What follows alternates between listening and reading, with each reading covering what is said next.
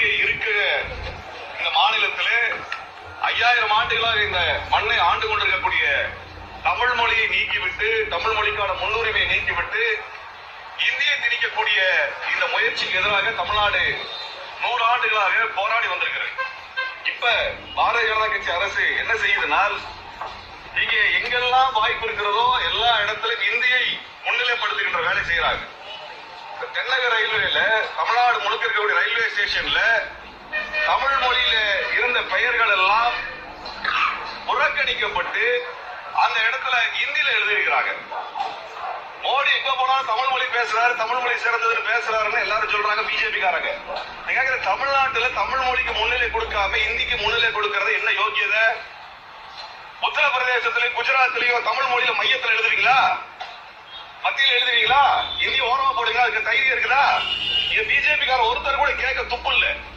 தமிழ்நாட்டில் கூட ரயில்வே ஸ்டேஷன்ல இந்தியை முன்னிலைப்படுத்த வேண்டிய தேவை என்ன இருக்கு?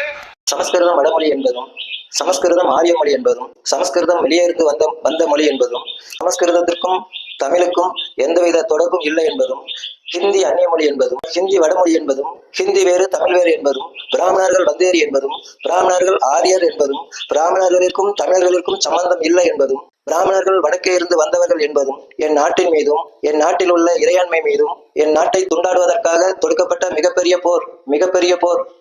போராகும். இது என்னால் தீர்மையானால் அது நான் குடிச்ச தாய்ப்பாலுக்கும் ஈடாகாது. தமிழ்நாட்டுல ஹிந்தி எழுதுறீங்க அப்படித்தானே? தமிழ்நாட்டுல ஹிந்தியை வரவே விட மாட்டோம். ஹிந்திக்கு எங்களுக்கு சம்மந்தமே இல்லை அப்படித்தானே? இப்போ ஒரு 10 கேள்வி, அந்த 10 கேள்விக்கு நீங்க பதில் சொல்லிட்டீங்கன்னா தமிழ்நாட்டுல பத்தி என்ன யாருமே ஹிந்தியை பத்தி பேசக்கூடாது. ஆனா அந்த 10 கேள்விக்கு உங்களால பதில் சொல்ல முடியாது பார்ப்போம். நீங்க தமிழ் பேசிட்டு இதுக்கு பதில் சொல்லுங்க. ஹிந்தி படிக்க சொல்றாரு மோடி ஐயா. ஏன் ஹிந்தி படிச்சாதான் இதுக்கெல்லாம் அர்த்தம் சொல்ல முடியும். அம்மா, மாணவி, கல்வி, அரசியல், வணக்கம், பகுத்தறிவு, மாட்டுமிகு, இருமாப்பு, கடவுள், நாம் தமிழர் கட்சி, இதெல்லாம் அர்த்தம் சொல்லுங்க பார்ப்போம். ஹிந்தி தெரிஞ்சாதான் அர்த்தம் சொல்ல முடியும். அரசியல் இதுக்கு எதுக்காக உனக்கு பதில் சொல்லிட்டு நீ தூக்கப்பட்டுருங்க.